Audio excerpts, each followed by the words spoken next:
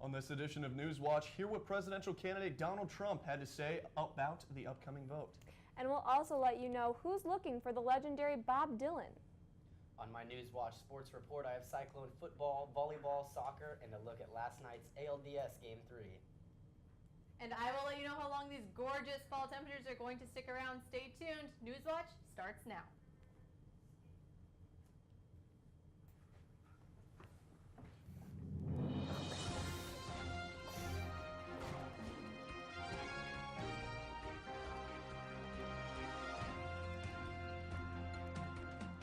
Thanks for watching and have a good rest of your night and week.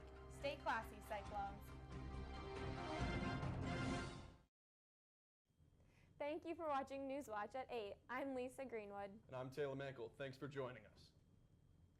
More documents were released yesterday by the FBI from the investigation into presidential candidate Hillary Clinton's private email server.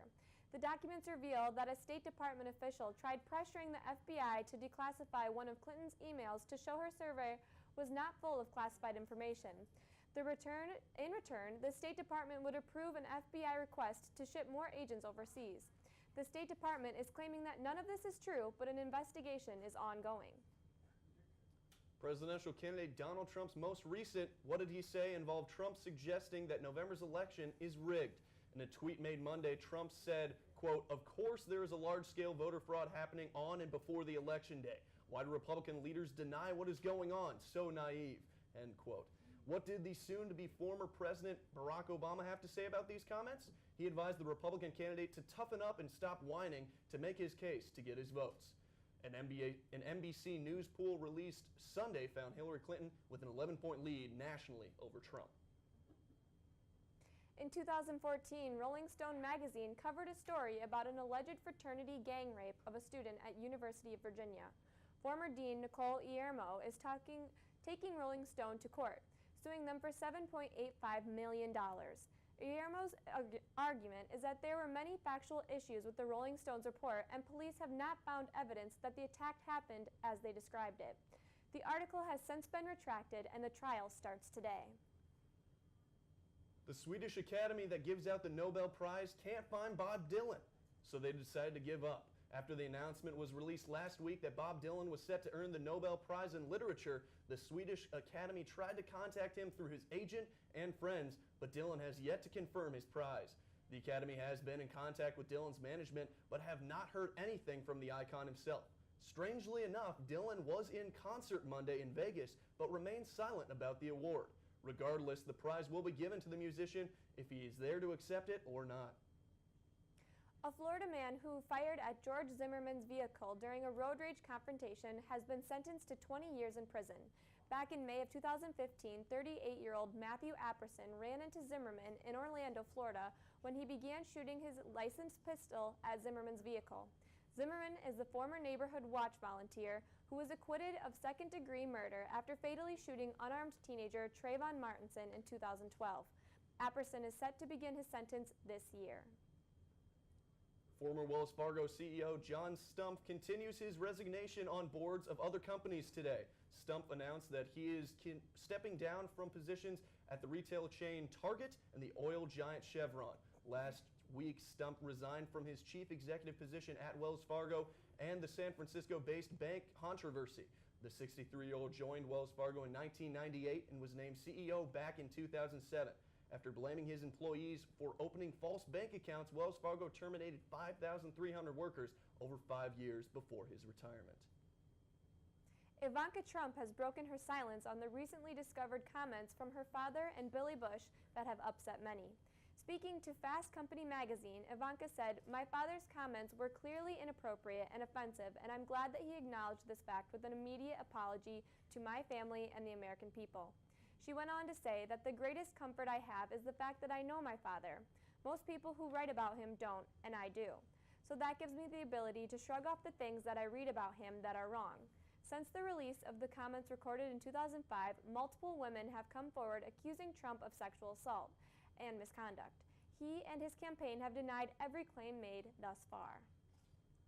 The world mourns today for the loss of the oldest captive panda. The giant panda had been living in Hong Kong's Ocean Park, an organization committed to providing high-quality animal care and rehabilitation. The panda was named Jia Jia, and she was dubbed Grandma Panda. She had reportedly been suffering from multiple diseases, including high blood pressure and arthritis and cardiac in both of her eyes. Her condition took a turn for the worse on Sunday, and Jia Jia was left unable to do anything but lay down for the majority of the day. To prevent further suffering, veterinarians performed a euthanasia procedure on Sunday evening. The average life expectancy of giant pandas is around 20 years, but Jia Jia set the Guinness World Record at her 37th birthday last year. She spent 17 years with the Hong Kong people at Ocean Park, and it was clear that Jia Jia will be greatly missed. Don't go anywhere. After the break, we have more local Ames and Iowa news. You're watching Newswatch at 8. Welcome back to Newswatch. It is estimated there are fewer than 1,000 eastern black rhinos in the entire world. You can add one more to that list, brought to you by the Blank Park Zoo in Des Moines. Blank welcomed in its newest member last week with an unnamed female 80-pound calf. She and her parents are happy and healthy, and so are the members of Blank. Zoo staff are very excited. The baby is female, as this will continue to foster the growth of this dangerous, scarce species. Blank is soon to name this fast-growing rhino and provide it with the best home they can. The Ames Haunted Forest is still coming up with new ways to scare 2 decades in. The Ballard family of Ames, who own the Haunted Forest, will be celebrating their 20th anniversary this coming Halloween. Since 1998, the Ballards have created and implemented original themes to make each of their Halloweens scarier than the last. This year, the Ballards have unveiled a new attraction that revolves around a haunted motel. With the themes, more than 40 actors working overtime to grab, chase, and hassle unsuspecting visitors, perhaps it's no surprise that the Haunted Forest is 2 decades old. The National Academy for Medicine elected its newest member yesterday. As Professor of Veterinary Microbiology and Preventative Medicine, James Roth of Iowa State was elected. Roth is the first from the ISU College of Veterinary Medicine to gain this membership, which is one of the highest honors in his respective field. Roth serves as the director of the Center for Food Security and Public Health and is executive director of the Institute for International Cooperation in Animal Biologics. For a man that has devoted so much of his career to helping others, it is great to see him getting some recognition. On October 14th, Iowa State President Stephen Leith spoke to an international audience at the World Food Prize in Des Moines, Iowa. Leith told the crowd about Iowa State's role in the Iowa Cultivation Corridor, a public-private partnership in the research of agricultural growth and in science in technology-related fields. The World Food Prize is an international award that recognizes achievements of people that have made improvements of availability, quality, and/or quantity of food around the world. Work on the Dakota Access Pipeline continues throughout the country, including here in Iowa, where many protesters are fighting back. Over the weekend at the pipeline digging site, 3 bulldozers, 1 excavator, and 1 track hoe were all intentionally lit on fire. This was not the first time this happened, as in early August, 2 big pieces of machinery were found to be intentionally set ablaze. The damages for both these arsons is estimated to be about $5 million. Since these displays have gone on, Dakota Access themselves have put out a $100,000 reward for anyone with information that would lead to the arrest of the guilty arsonists. So far, no one has been deemed a suspect. Tomorrow there will be a major fair from 10 to 2 in the Great Hall of the Memorial Union. If you're choosing a major, thinking of changing your major, or looking at career path options, feel free to stop by. While you're at the MU, remember to go to the Pride Room to place your vote for this year's elections. They are open from 9 a.m. to 4 p.m. Remember, it is not just the president you will be voting for, it's your congressional lawmakers and local officials as well. Also, tomorrow, the final debate will be airing at 8 o'clock. Students who use meal bundles will notice some changes to their options in the 2017-18 school year. ISU Dining has recently proposed new meal plans that include unlimited meal swipes. The aim is to change students' mindsets from money-oriented to health-oriented. Along with these changes, a new dining center will be introduced in Friley called Friley Windows.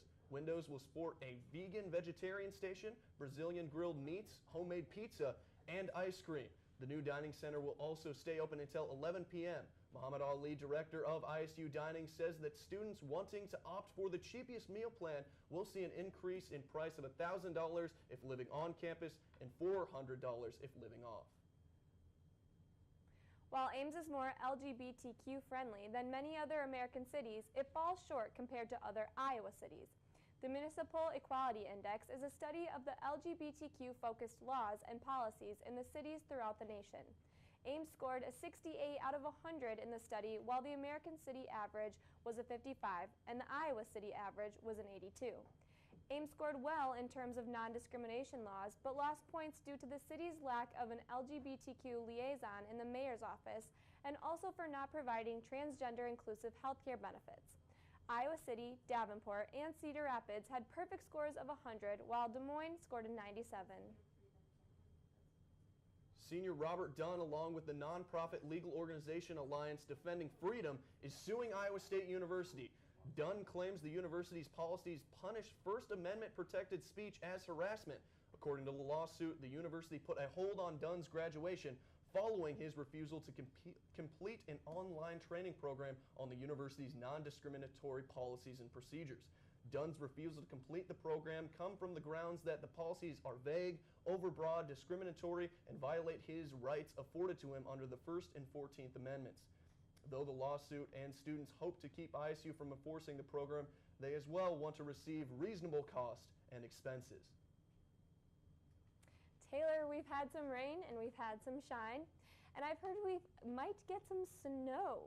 Yeah, weird things are happening with the weather right now. We've got Jan here to explain it all for us.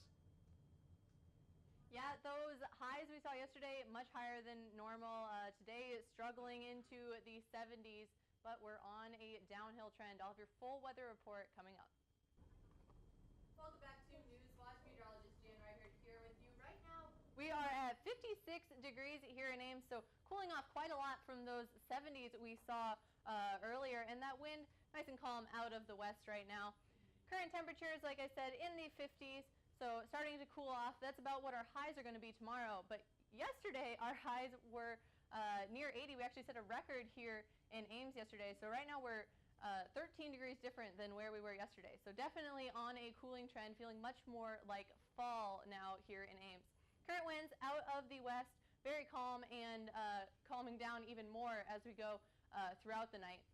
Clouds and radar not showing too much right now. So a few clouds here in the central part of the state, but it's starting to kind of fizzle out.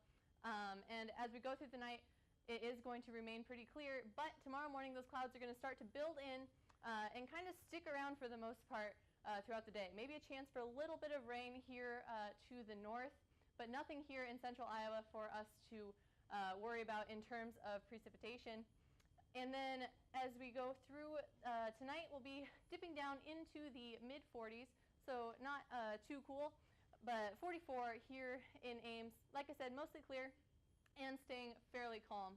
Tomorrow, highs will reach into the mid to upper 60s, and here in Ames we'll see 67, so a very comfortable fall day, much like today, just a few degrees cooler. Looking ahead though, cooling off for our Thursday, 56 for a high that day, but then we'll start to warm back up again into the 60s, looking like 61 Friday, 64 on Saturday, and that's when that sunshine is going to come back for the weekend. So it looks to be a great weekend ahead.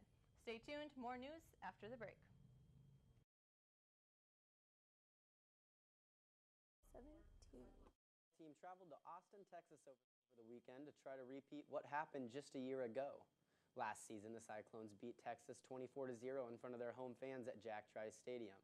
It looked like they might shut them out again this season, as the Cyclones didn't let the Longhorns score until they kicked a field goal near the very end of the first half. However, the Cyclones' offense wasn't very productive either and only held a 6-3 lead going into the break. The Iowa State offense continued to struggle in the second half and couldn't get on the board again. The Texas Longhorns defense got to the Iowa State quarterback duo of Joel Lanning and Jacob Park all night, totaling 8 sacks in the game. They also figured it out offensively in the second half, blowing the game open to bring home a 27-6 win over the Cyclones. Iowa State has a bye week before playing the Kansas State Wildcats in their homecoming game on October 30th. The Iowa State women's volleyball team swept the Texas Tech Red Raiders at home Saturday in front of a record-breaking crowd. The Cyclones won all 3 games convincingly, winning 25-13, 25-14, and 25-15 in the 3 matches played. Freshman Jess Shaben led all players with 10 kills for the Cyclones, who as a team out-hit the Red Raiders 42-27. The win moves Iowa State to 10-8, and their next game will be at home tomorrow at 6 p.m. against the 16-6 Baylor Bears. The game will be a pink out in support of breast cancer awareness. The 14th-ranked Iowa State men's cross-country team had a fantastic showing in the Wisconsin Invitational last Thursday. They were running against a field of 19 nationally ranked teams in what FloTrack said was the strongest meet of the 2016 regular season. The Cyclones started slow out the gates and were in 24th place after the first quarter of the race. But the Cyclone runners made their way through the pack and worked their way up to an 8th-place finish. Senior Kevin Hoyos led all Cyclone runners with an individual 21st place finish, while freshman Thomas Pollard was second to finish for the Cyclones in 25th place. Pollard was the only freshman to finish in the top 30 in the entire race. Last night, the Cleveland Indians played their first game in the American League Championship Series in Toronto after taking a commanding 2-0 series lead in Cleveland. The Indians had to deal with adversity early as their starting pitcher, Trevor Bauer, was forced to leave the game in the first inning because of the excessive amount of blood that was coming out of his finger that he happened to injure on a joint Friday night. However, the bullpen for the Indians stepped up to the challenge, giving up only 2 runs over 8 1/3 innings to the potent Toronto lineup. The Indian offense was sparked by home runs from Jason Kipnis and Mike Napoli, who also had an RBI double in the game. The Indians won 4-2, giving them a 3-0 lead in the series. The team squared off for Game 4 today at 3 p.m. as the Blue Jays were able to keep their World Series hopes alive with a 5-1 victory over Corey Kluber and the Indians. Game 5 will take place tomorrow in Toronto. ISU women's soccer took on Texas here at home on Friday. Our own Anja Farr has the scoop.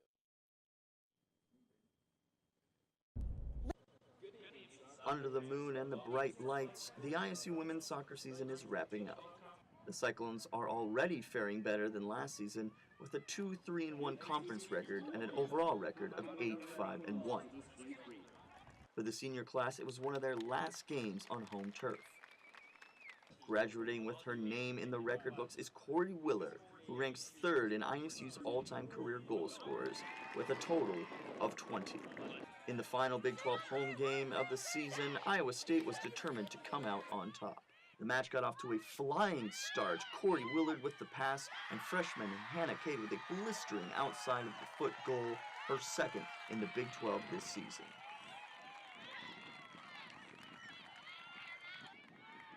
Shortly after, the Longhorns thought they had the equalizer, if not for the offside flag. Coach Manata urged his team to stay focused. The Cyclones then almost added another with pressure mounting on the away team. Following the halftime break, the team was determined not to give up their momentum as frustration was building for the visiting Longhorns. A short-ranged free kick was a golden opportunity, but the ball sailed over the bar. Moments later, the Cyclones got a second goal from sophomore Taylor Wagner, putting the team in a comfortable lead.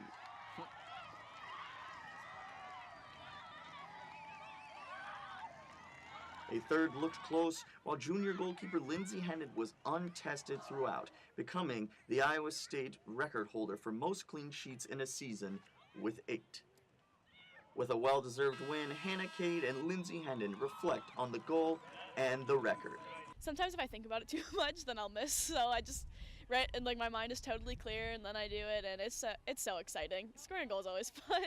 It's huge for us to get that win and move on and be ready for the next game, and I think I owe most of the success to them. I do my job, but they do more for me in front, and I think tonight this win is big for us. The Cyclones see out the conference with 3 away games, but Coach Manata's ladies aren't worried. We're in a much better position to be able to move forward, and I think they're going to use that as motivation as we go on. And you know, we got tough matchups, but we're going to take it one game at a time, and Drake is the first one. For iState News with Aaron O'Neill, I'm Andre Safar. The women's team is currently playing Drake University at the Cyclone Sports Complex. and it's 0-0 in the second half. Stay tuned after the break with Taylor and Lisa at the desk. Harry had his 90th birthday last week and gave us all a special present with the announcement that he will be releasing new music in 2017. The album will be named Chuck and will drop through Dual Tone Records. It will have new songs written, recorded, and produced by the Rock and Roll Hall of Famer himself. This will be the first album Barry has released in 38 years, and he says it will officially allow him to hang up his shoes. Netflix junkies rejoice after 2 new cast members joined the cast of the overnight phenomenon Stranger Things. Sadie Sink and Darcy Montgomery will be joining the sci-fi series for the long-awaited season 2. Sink will be taking the role of Max, a tomboy who's suspicious and mysterious, and Montgomery will be playing Max's charming stepbrother, Billy. Season 2 is set to stream in the summer of 2017. And that's all we have for this edition of Newswatch on ISU TV. And make sure you stay tuned right after the show for Cyclone Insiders, and come back Thursday for more Newswatch. Have a great night, Ames.